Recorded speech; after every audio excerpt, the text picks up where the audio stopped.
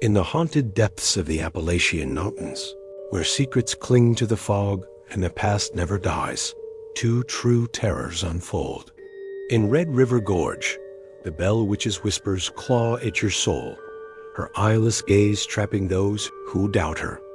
In Raven's Knob, the word Crow-Towan echoes through a valley that swallows the living, its whispers calling you to join the lost. These mountains don't forgive, and their voices never stop. Dare to hear their stories. If you can, escape their grasp.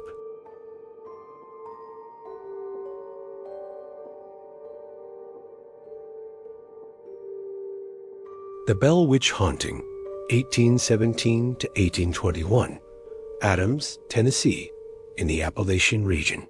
One of America's most famous paranormal cases, where the Bell family was tormented by a malevolent entity.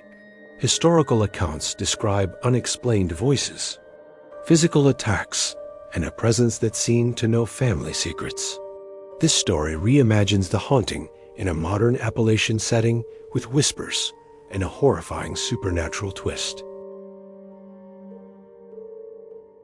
The Bell Witch is a name whispered in fear across the hills of Tennessee, even now, 2 centuries after she first appeared. In 2019, Sarah, a grad student studying Appalachian folklore, rented a cabin near Adams, Tennessee, to research the legend for her thesis. Locals still spoke of the Bell family's torment-scratching sounds, disembodied voices, and a spirit that choked John Bell to death. Sarah, a skeptic, thought it was all exaggerated tall tales, but the cabin's cheap rent and proximity to the Bell Witch Cave made it perfect. The cabin sat at the edge of Red River Gorge, surrounded by dense pines and limestone cliffs. At night, the air grew heavy, and Sarah's recorder picked up faint static, even when turned off. She ignored it, transcribing old Bell family letters that described a woman's voice whispering curses. On her 3rd night, as fog blanketed the gorge, Sarah heard it, a soft, rasping whisper from the walls. "Sarah, you doubt me." She froze, her laptop screen flickering. The voice wasn't human, too sharp, like glass scraping stone. She checked the cabin, finding nothing but creaking floorboards and her own reflection in the dark windows. The whispers returned, louder, weaving through the static on her recorder. "Look. Closer. I'm here." Her flashlight died, plunging the cabin into darkness. Desperate, Sarah lit a candle, its flame trembling as the whispers grew into a chorus, chanting her childhood fears, her mother's illness, her own guilt over not saying goodbye. She stumbled to the door, but it wouldn't open. The air thickened, smelling of sulfur, and the candlelight revealed scratches on the walls, her name carved fresh as if by claws. Then she saw her. In the window's reflection, a woman stood behind her, her face pale, her eyes black pits, her mouth moving with the whispers. "Stay. Mine," Sarah screamed, smashing the window, but the glass reformed, trapping her reflection with the woman's. The whispers roared, "You're mine." And hands cold, invisible gripped her throat, squeezing until her vision blurred. The next morning, a neighbor found the cabin empty, Sarah's recorder on the table.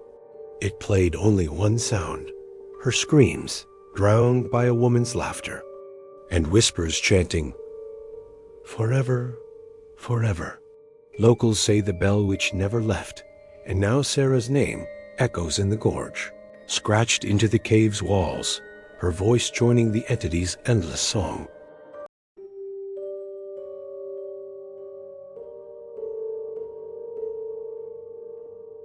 The Lost Colony of Roanoke, 1587, North Carolina, near the Appalachian foothills, where 115 colonists vanished without a trace, leaving only the word Crow-Towan carved into a tree. Appalachian folklore often links the disappearance to supernatural forces or Native American curses.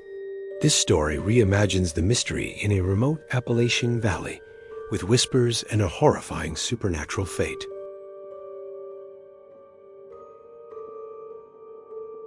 Raven's Knob, a forgotten valley in the Appalachian foothills of North Carolina, was a place even hunters avoided. The locals in nearby Manteo whispered of strange carvings on the trees' words, like Croatoan, etched centuries ago when the Roanoke colonists vanished. In 2022, Mia, an amateur archaeologist, led a small team her brother, Nate, and friend Zoe to uncover artifacts in the valley, hoping to solve the mystery for her podcast. The locals warned them the knob wasn't empty, and the whispers there weren't human got. The valley was a tangle of briars and ancient oaks, the air thick with mist that never burned off. Mia's team set up camp near a creek, their metal detectors buzzing faintly. At dusk, as they uncovered a stone etched with Croatoan, the whispers began soft, like voices carried on the wind. "Mia, Nate, Zoe, join us." The words were clear, too clear, coming from the trees, the ground, the air itself. Nate laughed it off, blaming the creek's echo, but Zoe's face paled. "It knows our names," she whispered. Mia's recorder caught the voices, but when played back, it screeched, then died. The whispers grew louder at night, circling their tent. "Stay. Belong Croatoan." The teens' flashlights flickered, revealing shadows that moved against the wind, humanoid but stretched, their edges blurring into the fog by midnight. The whispers were deafening, chanting secrets: Mia's fear of abandonment, Nate's guilt over a past betrayal, Zoe's nightmares of drowning. The team fled, but the valley seemed to shift, the creek looping back to the same carved stone. Zoe screamed, pointing at the tree's dozens of figures, pale and eyeless, their mouths open in silent chants. The whispers roared, "You're home." Mia clutched the stone, its carvings now spelling their names. The ground softened, pulling at their boots like quicksand. Nate vanished first, swallowed by the earth, his scream cut short. Zoe followed, her eyes wide as she sank, whispering, "Croatoan."